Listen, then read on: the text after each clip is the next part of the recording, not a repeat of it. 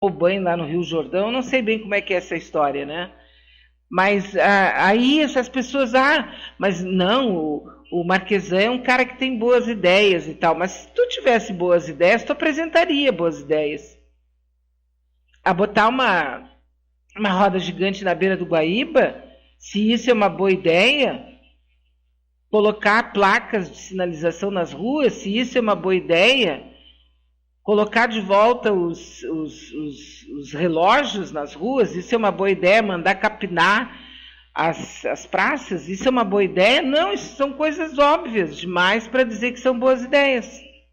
Boas ideias se ele apresentasse alguma solução, por exemplo,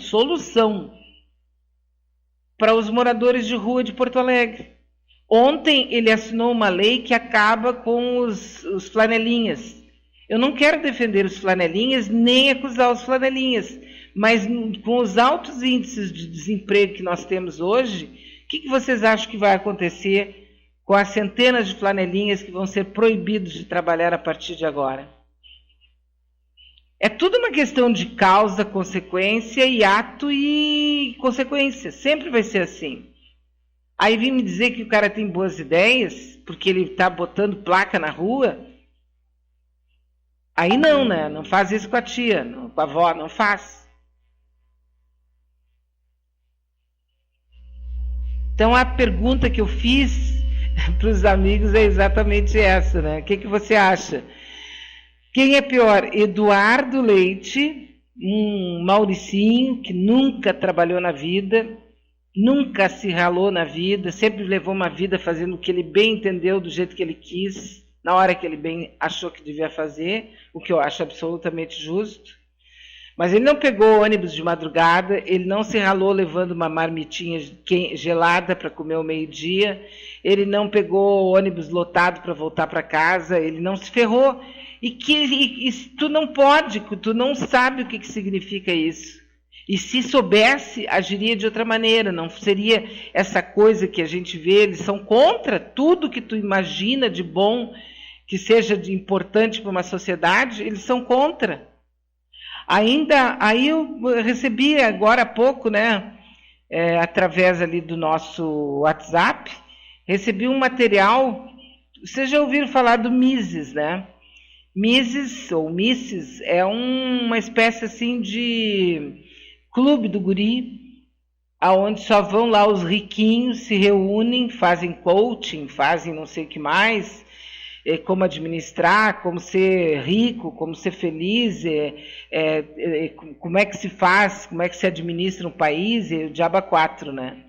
Aí me mandaram um cara que tem a cabeça exatamente desse Mises, né? Ou Misses, que seria o clube do Bolinha. Ele é a favor que se autorize os pobres a venderem os seus órgãos. Quando eu li a notícia, quer dizer, quando eu li a manchete, eu digo, não, isso aqui não pode ser, né? Isso aqui é antigo. Não, mas ele já faz essa defesa há muito tempo. Só que agora estão reacendendo a história, não sei porquê, estão reacendendo a história aí do Joel Pinheiro da Fonseca, que ele acha que os pobres deveriam ter direito, que teria que ter livre comércio de órgãos no Brasil, que salvaria inúmeras vidas e tiraria muitos pobres da pobreza. Eu fiquei imaginando quantos rins tu teria que ter para vender, né? Quantos pulmões, quantos... Quer dizer, como assim, né? Vender. Ele diz, inclusive, que se tivesse o livre comércio de órgãos, nós teríamos muito mais doadores do que nós temos agora. Então, são pessoas que têm um pensamento que é muito diferente do nosso, pelo menos do meu. Agora, quando essas pessoas vão ser candidatas, as pobres se apaixonam por essas pessoas e votam nelas. Deixa eu ver o que os nossos amigos estão respondendo aqui. Responda rápido. Quem é pior, Eduardo Leite, Nelson Marquesan, Jair Bolsonaro ou seus eleitores? O Luiz Augusto diz os eleitores. O Alcindo Mendes diz As antas que votaram nesses asnos. A Estela Pontes Carpes, quem os elegeu? A Neidão de Oliveira, os eleitores. A Vera Lúcia da Silva, tudo junto e misturado.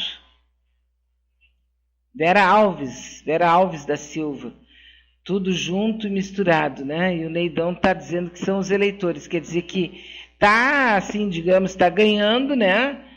O pessoal está dizendo aqui que são os eleitores. Nós precisamos conversar sobre isso, porque nós estamos num ano eleitoral. E por que essa pessoa conhecida estava dizendo ontem para mim que o Nelson Marquesan é um cara legal? Porque ele está botando de volta os relógios, porque ele está botando placas nas ruas, porque ele está fazendo o que qualquer imbecil poderia fazer, caramba. Não precisa ser inteligente, mega perspicaz, grandioso administrador para saber que feijão é feijão e arroz é arroz.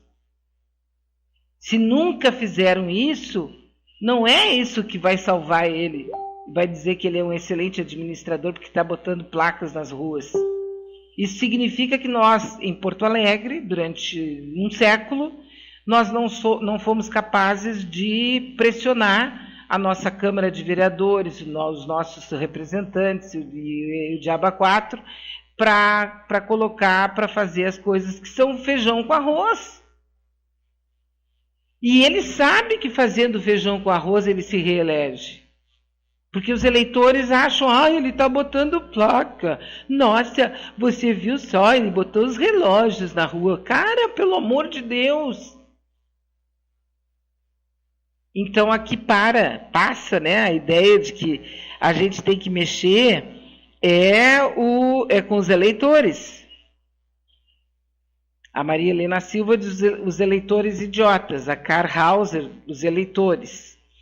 O Ricardo Weber Coelho acha que o pior deles é o Jair Messias Bolsonaro, o mito. Acha que o Eduardo e o Marquesan são melhores do que o mito, né? Agora, a pergunta que a gente tem que fazer, por quê? Porque nós estamos num ano eleitoral, nós precisamos acordar. Esse pensamento deles, por exemplo, agora, o que o Jair Messias Bolsonaro vai fazer? Vai pegar a velharada aposentada do Exército e vai botar no INSS. Alguns caras que eu acho que não sabem nem mexer com o computador.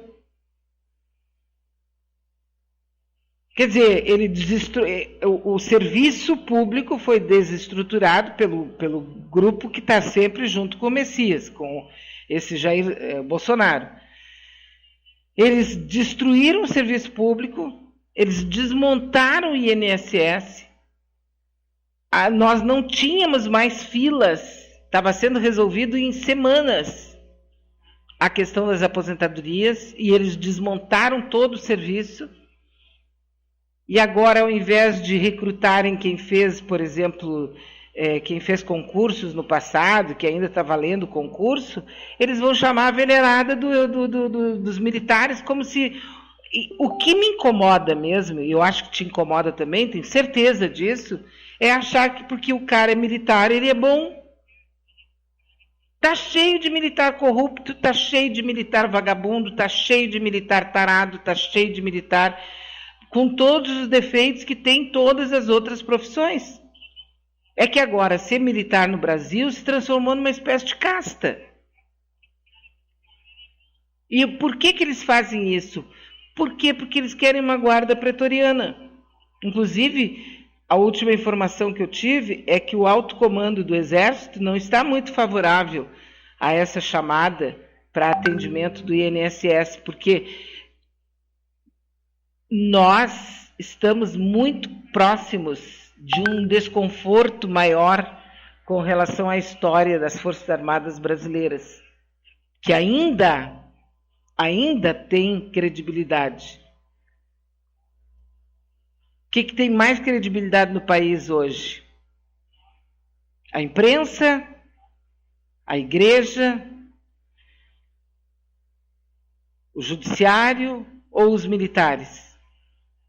Qual deles? Para nós aqui no nosso grupo vai ser fácil fazer essa pergunta. Mas pergunta para a tia aí, pergunta para as vizinhas e tal. Sabe que nós fazemos parte de algo especial da nossa civilização. Nós somos pessoas interessadas. E olha que nós não sabemos nada. A gente sabe muito pouco. Não dá tempo, não tem condições de tu saber mais do que tu tem condições de saber. Tu fica ali na tua capacidade, né? Mas isso está acontecendo no mundo todo. Hoje eu fiquei pasma ao ler que na Europa uma boa parte dos europeus não conhece a história da Segunda Guerra Mundial, a história do Holocausto. Qual é o único povo no mundo que guarda a sua história e reconta, e reconta, e reconta a sua história e que praticamente domina economicamente o planeta? São os judeus. São eles. E tem gente que odeia judeu por causa disso. Agora, se tem razão para ter ódio do judeu, não vou entrar no mérito, porque eu jamais entrei nesse tipo de mérito. Não tenho nada contra judeu, contra muçulmano, contra batista, não tenho nada contra nada. Só que essas criaturas, elas têm uma coisa chamada persistência, que nós não temos. Então a história da civilização branca, a história da civilização é uma história caótica. Quando tu vê que na Europa, uma boa parte dos europeus não conhece a Segunda Guerra Mundial, não conhece a história do Holocausto. Ah, Beatriz, me diz um aqui, mas essa história do Holocausto está mal contada. Eu não sei, amigo. Todos os livros que eu li, todas as coisas que eu fiquei sabendo, contam a história do Holocausto, que levou 6 milhões de judeus, que levou negros, que levou gays, que também perseguiu ciganos e tal. Isso é o que eu sei.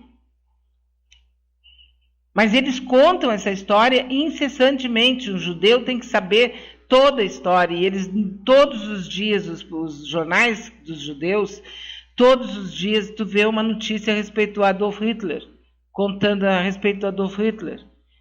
E nós não temos isso, a gente não sabe a história do país. Tem gente que vive aqui no Brasil e que não sabe o que é o AI-5. Teve um amigo nosso aí que está desolado, porque ele foi numa festa de família agora no final do ano e conversou com uma gurizada lá toda, neto, bisneto, não chega a ser bisneto, mas neto, e já os amigos dos netos e tal, e ele perguntou quem era Brizola, e não sabiam quem era Brizola. Ah, eu ouvi falar, foi um cara importante aqui no Rio Grande do Sul. Ninguém sabe. O Brizola morreu mesmo, porque ninguém mais fala no Brizola, só a nossa bolha. Só que agora a gente está num ano eleitoral e, sabe, a gente não está faltando alguma coisa. Eu fico pensando todos os dias, peço a Deus que me dê uma luz para eu saber, para eu poder entender o que é isso, o que está acontecendo. Porque eu não vou resolver, óbvio que não, assim como tu não vai resolver, sozinhos nós não vamos fazer nada. Mas eu só queria entender por que nós estamos do jeito que nós estamos e que nós estamos sendo tratados da maneira como nós estamos sendo tratados. Tem 1 milhão, quase 2 milhões de pessoas que entraram com a aposentadoria antes da lei, da nova lei da Previdência, e está tudo parado. Está tudo embolado lá. Será que as pessoas têm noção do que significa uma pessoa querer se aposentar? Não consegue, porque quando tu tem 15 anos, quando tu tem 20 anos, todo mundo te dá, o que diz? Tu tem que ter 2 anos de experiência para poder entrar em qualquer trabalho, né? Tá legal, daí tu fura a bolha e consegue entrar. Aí com 40 anos tu já tá velha. Já está velho para continuar no mercado. Aí tu tem que furar a bolha para conseguir ficar, apesar de já ser velho. 40 anos, dependendo da situação, tu já é considerado um velho. Não velho, velhice, idoso, não estou falando disso, eu estou falando do mercado de trabalho. Aí quando chega aos 65 anos, tu já é um nada.